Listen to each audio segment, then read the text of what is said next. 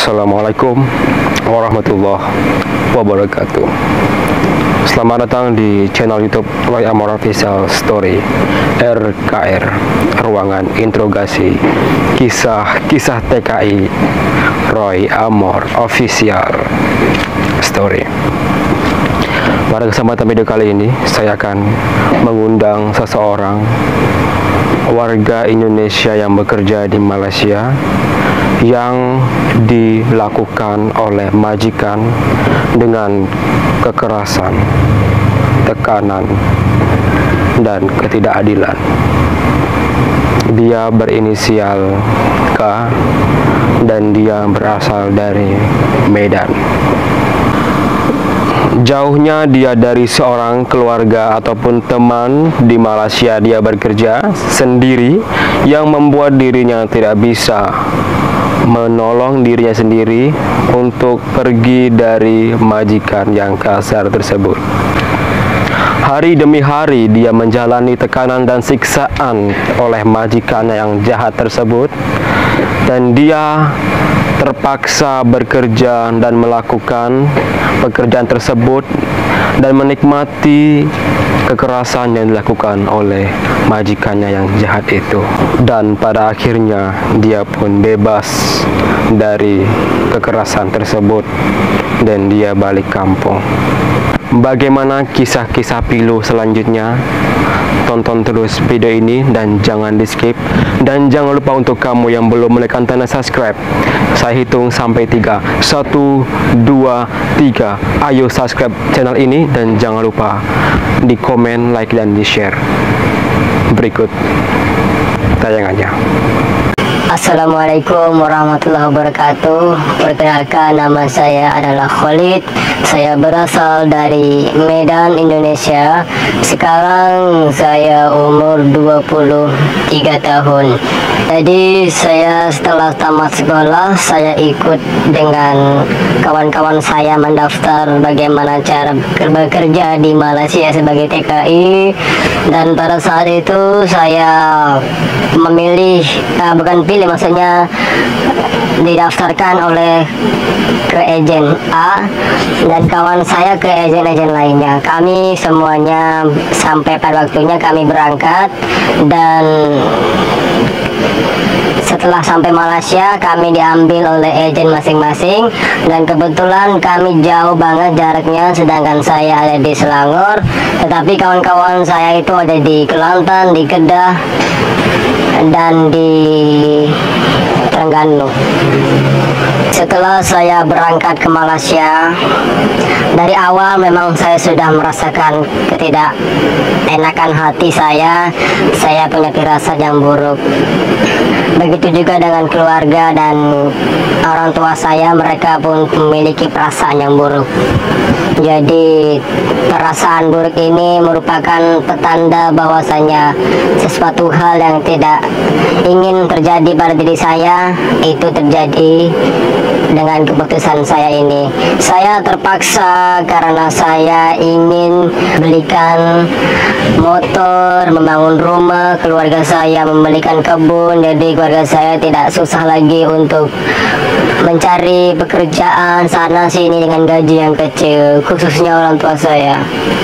Jadi di hari pertama saya bekerja, saya diperlakukan dengan baik. Saya pun tidak menyangka akan diperlakukan seperti itu, karena memang saya sebelumnya belum pernah dilakukan pelayanan yang baik seperti itu. Kebetulan agen saya ini adalah seseorang yang sudah berusia lanjut. Umur dia 59 tahun, 59 kalau nggak salah ya.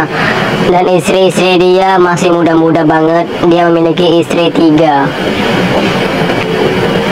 Istri yang pertamanya berdasarkan informasi sudah meninggal, jadi ada istri kedua dan istri ketiga yang masih berusia masih muda, mungkin dalam 25 dan 30 tahun.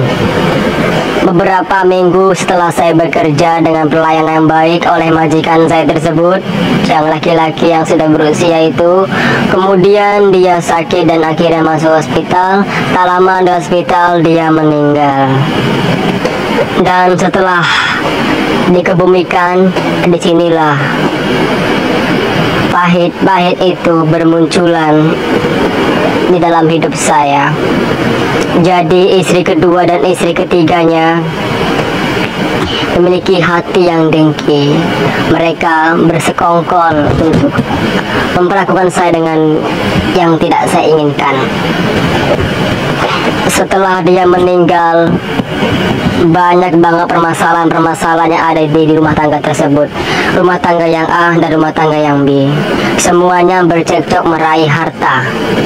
Dan setelah harta mereka sudah mendapatkannya, sudah dibagi oleh Kementerian Agama yang sudah resmi, kemudian mereka kembali menjadi keluarga yang akur.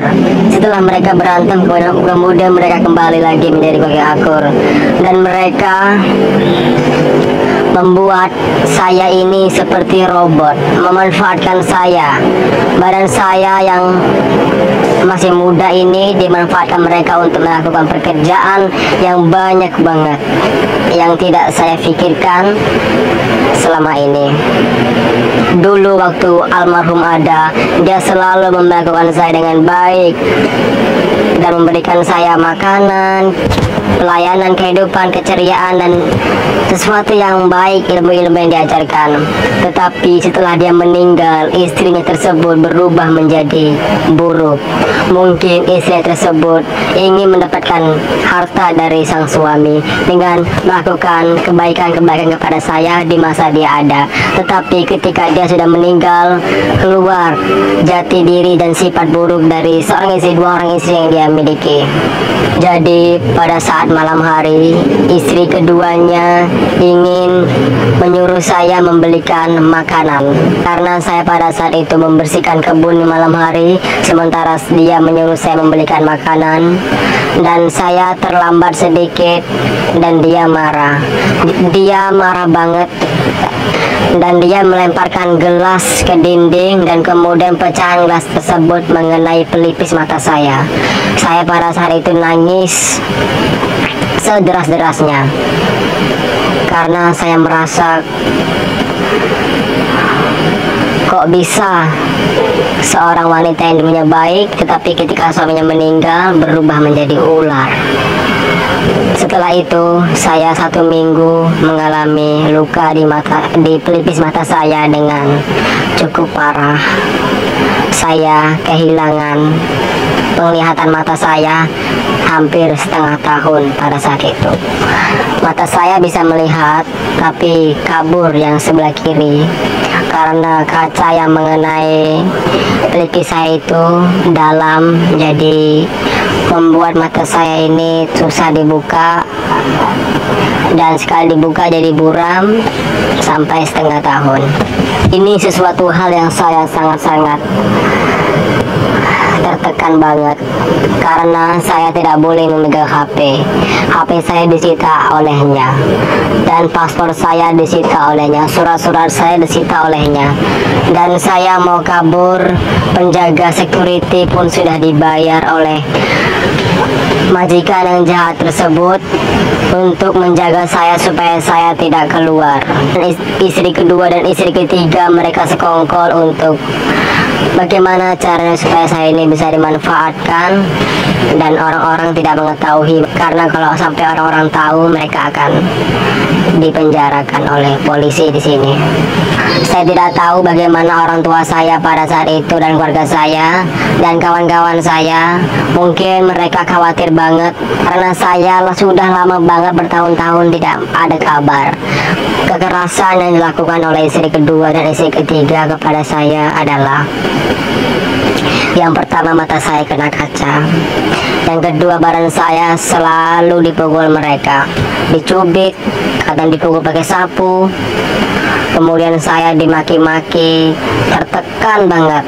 Sebelum saya ke Malaysia, saya memiliki badan yang gemuk 70 kilo. Saya orang yang gemuk.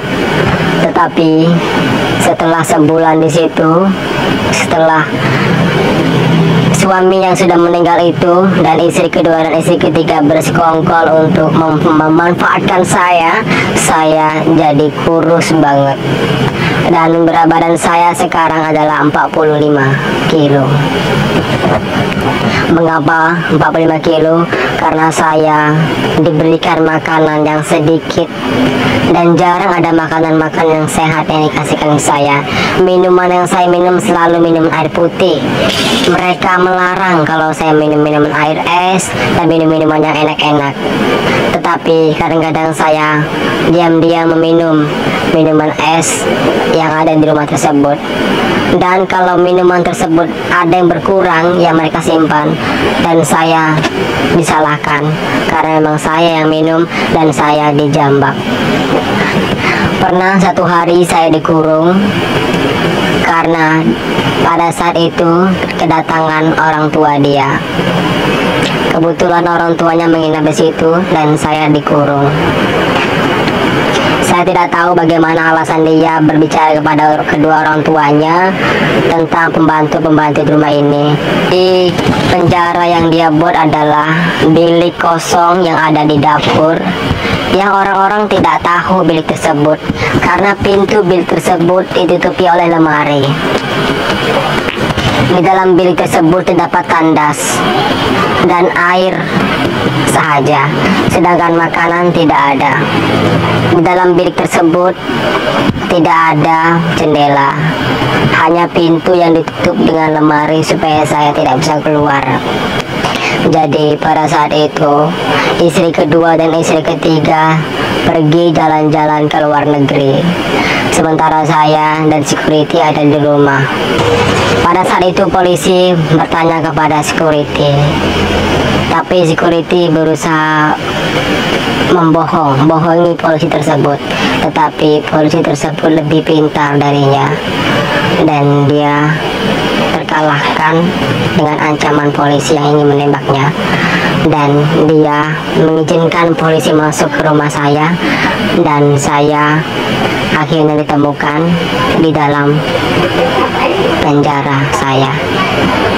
Dia melihat pintu yang ditutup oleh lemari yang telah dikasih tahu oleh security tersebut.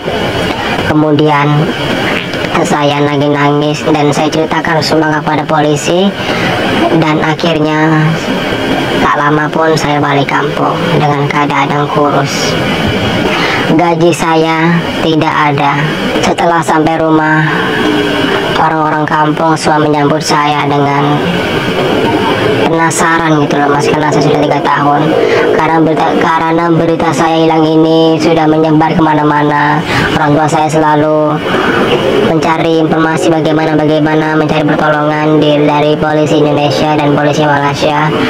Mereka semuanya heran-heran kepada saya, karena saya dulu gemuk dan sekarang kurus banget.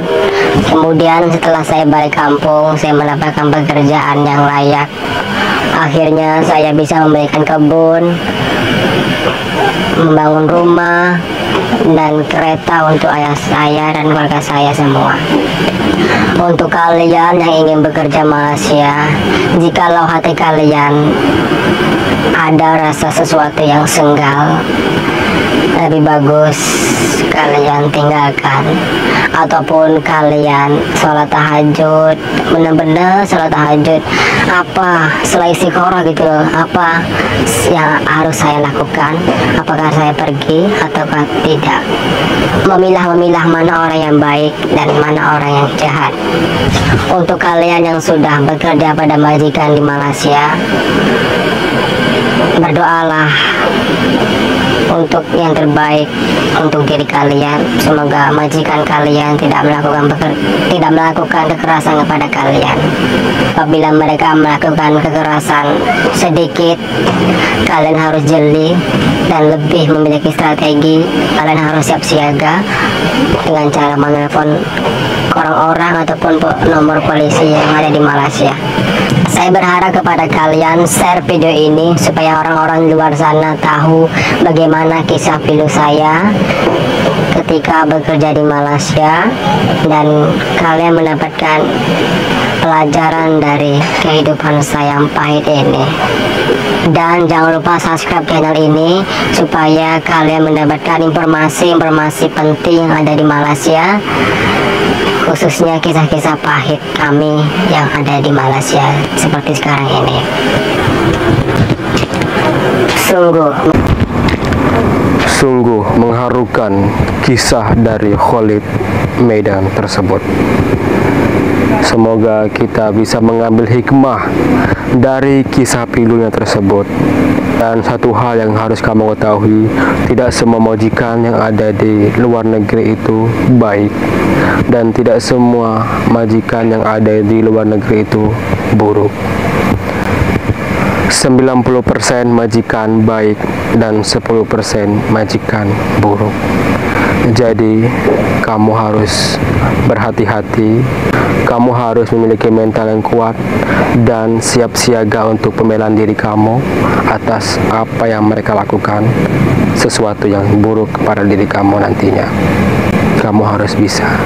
Dan untuk kamu yang sudah bekerja di Malaysia sebagai TKI yang bekerja bersama majikan, kamu harus semangat demi keluarga kamu.